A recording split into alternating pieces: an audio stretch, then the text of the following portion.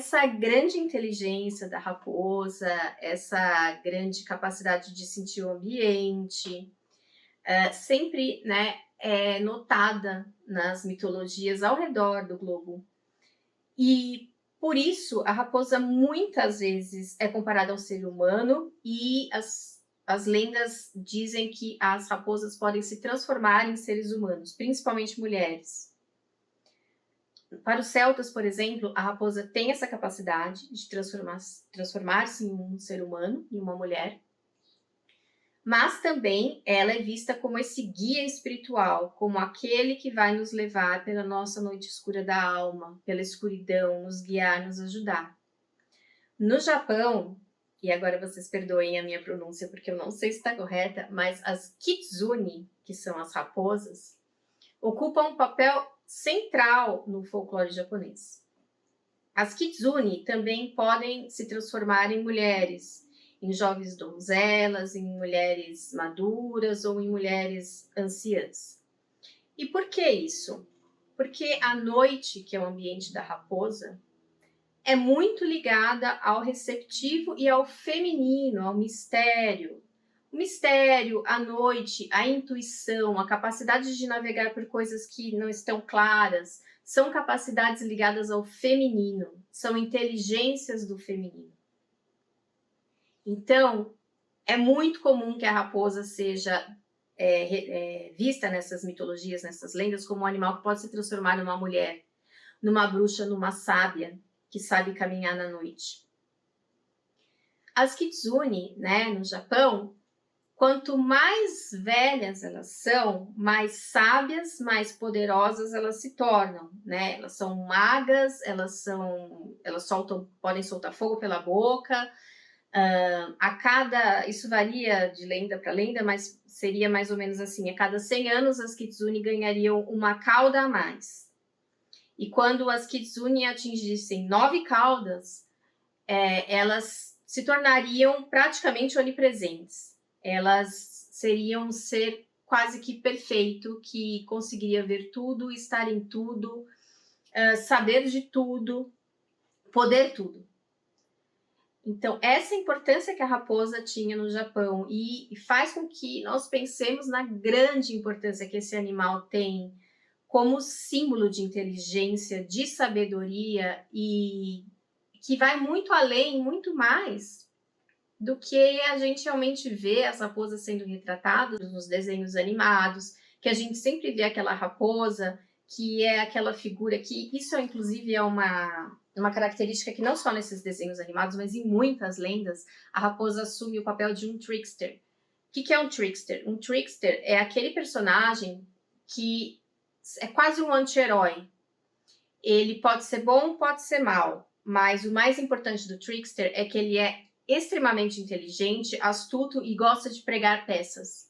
Então a gente vê a raposa sempre pregando peças, sempre dando de engraçadinha. Isso é bastante comum nos desenhos animados, em outras mitologias, como a gente vai ver. Mas eu quis trazer primeiro essa mitologia japonesa para a gente ver o quanto que é importante as lições que a raposa pode nos trazer antes da gente entrar nesses detalhes. Não é só no Japão que a raposa é vista como este ser que pode transcender, que pode significar uma sabedoria quase que divina. Na mitologia Ojibwe, por exemplo, que é uma tribo indígena da América do Norte, existe uma lenda de um jovem que é deixado em uma ilha perdido e que precisa voltar para casa, não sabe como fazer, e vai viver uma espécie de epopeia, né, com muitos acontecimentos até que ele chegue para casa. Mas uma figura principal dentro dessa epopeia que vai ajudá-lo é uma raposa em forma de anciã, que se transforma numa mulher anciã. Ela representa a própria sabedoria feminina, a raposa, nessa história. E é a sabedoria feminina que vai guiar esse masculino para que ele consiga agir. O que significa isso dentro de nós? Nós temos a força masculina, que é a nossa ação no mundo, como nós agimos, como nós nos colocamos, como nós aparecemos na luz do dia, vamos dizer assim, mas nós temos a nossa sabedoria, a nossa inteligência interna, a nossa noite aqui dentro, que permite que a gente veja as coisas como elas realmente são e que vão nos guiar. Algumas tribos da Califórnia, por exemplo, também veem a raposa como um ser prateado que seria um dos mais importantes do mundo, no panteão dos animais, aquele que brilha, aquele que representa a evolução espiritual. Então, vamos falar um pouquinho então do trickster, né? Quem é esse trickster para nós? Por que nós vemos sempre a raposa como essa figura meio assim, a gente não sabe se ela vai fazer bem, se ela vai fazer mal, ela está sempre querendo levar vantagem? Porque nós temos uma visão eurocentrista, certo? E não só eurocentrista, mas particularmente uma visão que vem de uma época medieval, cristã, na qual mesmo as sociedades europeias que tinham mitologias associadas à raposa e que a tinham em grande estima, como os celtas, por exemplo, foram suprimidas, né, para dar lugar a uma ideologia cristã, católica, né, principalmente, que via os animais ou como representantes de Deus, muito poucos, né, do Cristo, ou como representantes do que não deveria existir, do demônio. E a raposa foi um desses animais que foi um tanto demonizado, né, longe de ser como o lobo, mas foi também. Porque a raposa é inconveniente, ela é muito inteligente, ela representa a sabedoria feminina, ela está ligada à bruxaria, portanto, aos mistérios da noite, e nada disso a Igreja Católica queria que existisse. Aí aproveitou-se da questão da raposa ser extremamente inteligente, inconveniente e roubar as galinhas das pessoas, e roubar a comida das pessoas, e sempre conseguir enganar as pessoas de alguma forma, e isso é o quê? Coisa do demônio, né, para a igreja. Então, nós temos uma tendência hoje em dia de ver a raposa como esse trickster. Só que ela não se tornou uma figura demoníaca. Por quê? Porque ela é muito fascinante. Então, mesmo com essa intervenção da igreja, o máximo que foi conseguido foi trazer para a nossa cabeça essa ideia do trickster. Nós não sabemos se ela vai fazer o bem, se ela vai fazer o mal, mas a verdade é que ela vai pregar uma peça em todo mundo. A gente sempre pensa isso. Só que o trickster é muito mais que isso. O trickster seria como a carta do louco no tarô. Aquele que se joga na vida e que a gente não sabe o que ele vai fazer. A gente não sabe o que vem pela frente, mas a gente tem aquela força, aquela vontade de fazer e de ver o mundo de uma forma diferente. E o trickster vai trazer isso pra gente, vai trazer essa ideia de mundo diferente. Aqui na América do Sul, uma coisa muito interessante sobre as raposas é que elas foram muito importantes para as culturas andinas. A sociedade mochica, por exemplo, que é uma sociedade que habitava a região norte do Peru, que foi tema do meu mestrado, ela idolatrava as raposas. E a raposa, ela aparece como animal de estimação de grandes senhores, ela aparece em toucados de grandes senhores, né, em adornos de cabeça de grandes senhores, de sacerdotes, de guerreiros. Inclusive havia o guerreiro raposa, que é uma figura muito importante na questão ritual mochica. Cada guerreiro, haviam diversos guerreiros animais, mas o guerreiro raposa ele tinha um destaque muito grande nessa sociedade. A raposa aparece compondo diversos animais que eram mitológicos. Por exemplo, um animal que eu chamei no meu mestrado de animal da lua, que muito frequentemente tinha a cabeça, a cauda de raposa, e que mais uma vez está ligado à noite, mais uma vez está ligado ao sacerdócio feminino da noite, né? Ao mistério da noite, à sabedoria, à intuição, ao que está escondido no nosso inconsciente. Ele também era ligado a outro animal que eu chamei no meu mestrado de quimera, que era uma junção de diversos animais, mostrando que a raposa tinha que estar presente. Seja o que for que estivesse acontecendo dentro dessas histórias, dessa sociedade, a raposa estava presente, estava ali e estava em uma situação proeminente.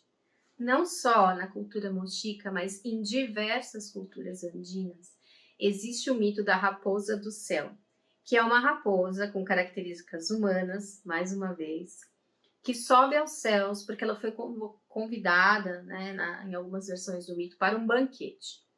Então lá ela se banqueteia com os deuses e na hora de descer, aí variam os mitos, né, de sociedade para sociedade, ou ela cai de lá, ou ela é passada para trás por outros animais, ou mesmo por humanos, e ela acaba caindo do céu para a terra, ela não consegue descer direitinho pela corda que ela tinha deixado ali.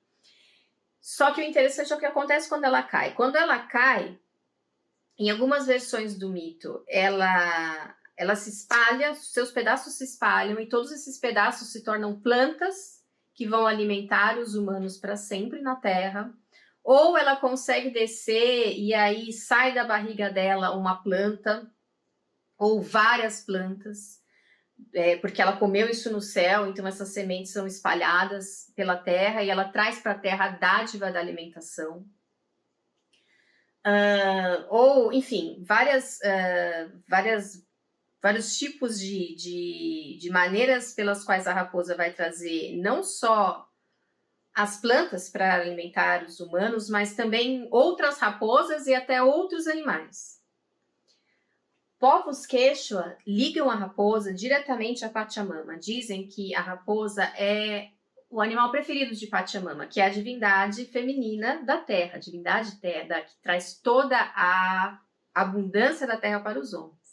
E que quando uma raposa caça um animal que um homem está criando para comer ou pega a comida do homem, é porque Pachamama pediu.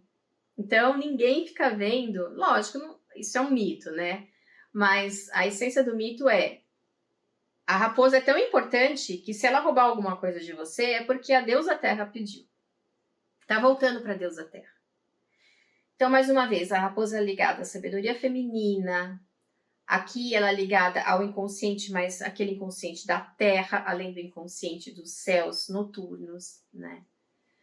Ela é sempre uma ânsia feminina que vai nos trazer abundância, sabedoria e vai nos guiar por todos os locais que nós precisamos ir e estar. Existem constelações andinas dedicadas à raposa e tantas outras lendas tão bonitas. Eu quis realmente focar mais nessas lendas que colocam a raposa como este ser sábio e feminino, ao invés de focar mais na questão do trickster, porque, mais uma vez, nós vemos como quem conta a história, que são, até hoje, em sua grande maioria, homens brancos, com uma visão eurocentrista, pegaram este animal, que é um símbolo da sabedoria feminina, e o transformaram em um animal demoníaco, um animal que engana os outros, um animal que faz as coisas por trás, que quer te passar por trás. Vamos começar a pensar sobre isso, né? Nós precisamos fazer com que o feminino em nós seja tão valorizado quanto o masculino em nós.